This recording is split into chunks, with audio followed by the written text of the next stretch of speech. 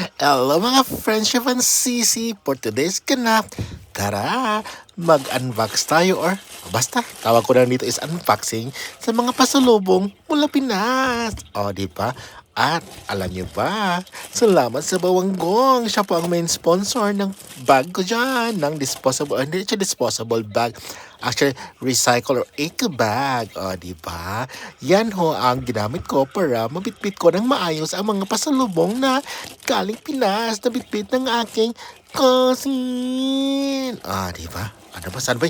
Basta yung unang nilabas ko dyan sa Bawanggong na yan is yung mga chichirya na na kinagis na natin kakainan or kinakain natin sa doon. O, di ba? Alam niyo mga ka-friendship, hindi lang man siguro ako nito. Pag tayo ay magbakasyon pa uwi ng Pinas o kahit saan man tayo mula or galing ng mundo, ang laman ng ating mga bagahe or luggage is mga chocolate, bagong damit. Pero, pag kung tayo ay tapos na magbakasyon at pabalik na ho tayo kung saan sa mga bansang kung saan tayo nagtatrabaho, iyan talaga ang laman.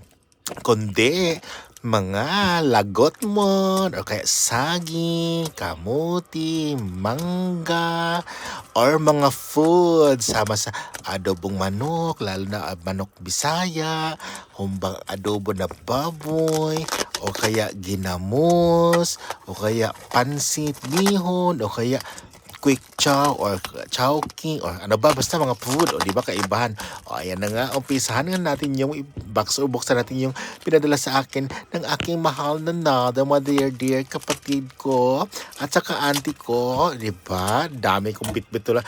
Dami as in 5 talaga yan. Diba? Friends ko kasi ang request ko lang naman sa kapatid ko na sabi ko, ate or manang, sabihin mo kay mama na magluto siya ng adobong Bisaya. At saka, perahan mo din ako ng tuyo or bulad ba bulad ka ng luto na daan. Kaya I don't like to cook here mga friendship.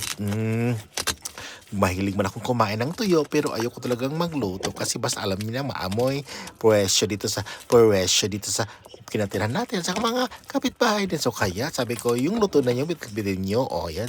Diba? Ang una kong binuksan, alam niyo ba kung ano yan?